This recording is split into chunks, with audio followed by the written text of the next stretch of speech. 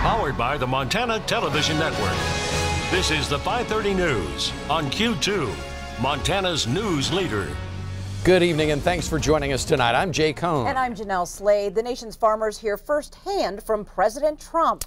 Tariffs and taxes take center stage in New Orleans today as the president makes his case to one of the nation's most influential agriculture organizations. Trump, a special guest today at the American Farm Bureau Federation's annual gathering. The Montana Ag Network's Lane Nordlund is in New Orleans to cover the group's centennial convention.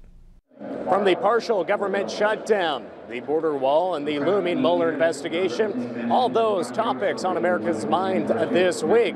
But in New Orleans, Louisiana, President Donald Trump was met with open arms by the nation's farmers and ranchers as he spoke at the 100th American Farm Bureau Convention. A friend to the American farmer, the President of the United States, Donald J. Trump. President Trump began his speech showing his appreciation for American agriculture. I like the farmers. What can I do? I like farmers. Thank you. Thank you. On trade, Trump gave few details with the ongoing negotiations with China, adding that it will be beneficial for U.S. agriculture if it's complete. Though the new U.S., Mexico, and Canada trade agreement that will replace NAFTA has not been passed by Congress, Trump says the agreement benefits agriculture.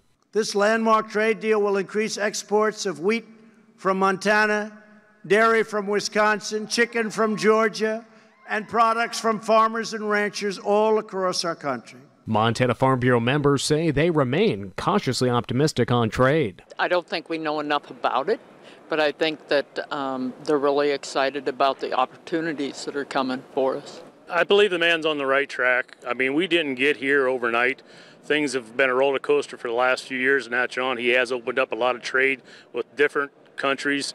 We seem to hear about the bad ones maybe more so than the good ones he's done. We'll get there. I think we're on a track. We've done more for agriculture the short time he's been in there than the past presidents have. The president praised the bipartisan 2018 Farm Bill he recently signed. The administration's work on regulatory reform, including repealing and replacing the Waters of the U.S. rule, while also saying that the defense of the nation is his highest priority in discussing border security. When it comes to keeping the American people safe, I will never, ever back down. In fact, the president spent the first 30 minutes of his speech discussing the border barrier, as he calls it. But at the end of the day, the nation's farmers and ranchers here in New Orleans were quite pleased that he attended this year's event. They say that shows his commitment to rural America and the prosperity of the nation's farmers and ranchers. From New Orleans, Lane Nordlund, MTN News. Thank you very much, Lane. Now, this was the second time as president that Trump had attended the Farm Bureau Convention, which concludes on Wednesday. Developers of the Keystone XL Pipeline and U.S. District Court in Great Falls today asking that pre-construction work on that controversial project be allowed to resume. It was back in December that U.S. District Judge Brian Morris ordered all physical construction to stop until a full environmental review is completed on the project. Today, though, attorneys for TransCanada asked Judge Morris to allow work to move forward while they appeal his original ruling. TransCanada telling the court that the construction of work camps and pipe yards fall outside of the court's jurisdiction because they're on private land with private leases with permits issued by local governments. Meanwhile, attorneys for the Northern Plains Research Council and other groups who are suing to block the pipeline contend if construction on those work camps continues, it could influence the federal permitting process and limit alternatives. Judge Morris took the arguments today under advisement. TransCanada, by the way, says if it's unable to resume pre-construction work by mid-March, it stands to lose the entire 2019 construction season. As the country's longest ever federal government shutdown reaches 24 days, progress to get a finalized plan for Butte Superfund cleanup is also being delayed. MTN's John Amey has more on the impact. The longest federal government shutdown in American history is affecting Superfund cleanup progress in Butte, since all EPA officials have been off the clock for more than 3 weeks.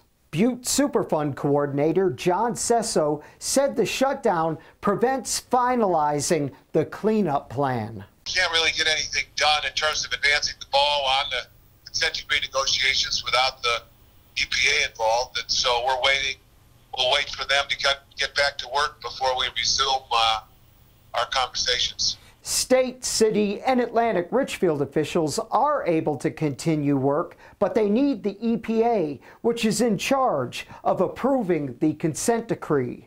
Sesso does not believe the cleanup will be delayed unless the shutdown drags on deep into spring.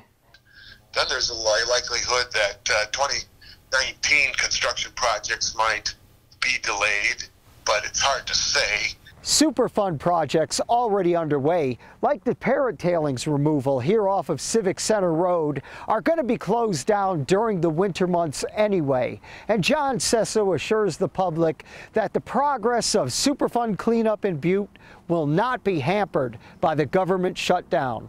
The O&M maintenance guys are out there, repairing our stormwater systems and getting our equipment ready for the spring. And the residential metals program, the attic cleanups are ongoing. Hopefully there won't be too much more delay, and we can keep rolling towards getting a consent decree done, in the springtime. But the consent decree will have to wait until the EPA gets back to work. In Butte, John Amy, MTN News. And John tells us a meeting between Superfund officials and the EPA that was scheduled for Butte this week has been postponed. 2018 was a record year for Billings Logan International Airport. Last year, the airport had nearly 905,000 passengers come through the facility. That's an increase of more than 50,000 passengers over the figures of 2017. Kevin Plone, Director of Aviation and Transit, credits the 6% increase to a strong local economy, a strong year in the agricultural sector, and marketing through Visit Billings. The last time the Billings Airport set a passenger record was back in 2012. That's when just under 900,000 people came through the Billings Airport. 2018 was also a record setter at the Bozeman-Yellowstone International Airport. While Billings set a new passenger record of 905,000 passengers, in Bozeman, the airport there recorded more than 1.3 million passenger visits. That's close to a 12% increase over 2017. A full load of Billings City trash dumped right in the middle of Rimrock Road today, shut down traffic for about 3 hours. Billings Police Sergeant Pat Curry tells us the city driver was headed down the street just north of Rocky Mountain College around 10:30 this morning when his load started on fire. Now, instead of allowing the flames to spread, the driver dumped the garbage at the intersection of Placer and Rimrock. Billings Fire responded and doused the flames, and Curry says city crews had it all cleared up by 1:30. And Billings fire crews also knocked out a garage fire on Alderson Avenue this morning.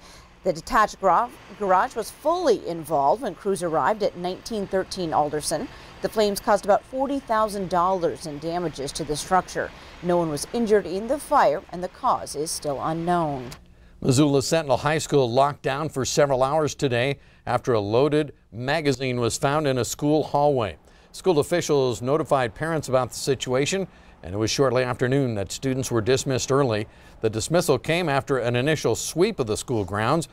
By removing the students from the building, that allowed for a more comprehensive search. According to Missoula County Public Schools, a magazine fitting a handgun was found earlier in the day. It was turned in by a student. Classes at Sentinel will resume tomorrow. Montana won a big victory today at the U.S. Supreme Court in a long-running case on campaign contributions. The High Court essentially let Montana's limits stand. MTN's Mike Dennison explains and tells us what comes next. Almost 8 years ago, several businesses and Republican Party groups sued the state, alleging Montana's legal limits on how much money you can give to a state office candidate are an unconstitutional restriction on free speech.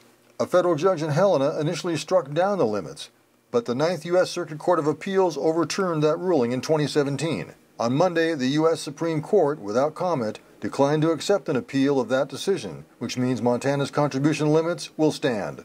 One of the state attorneys who worked on the case says it was a big relief and a victory for Montana's citizens who don't want big money donors to dominate certain races.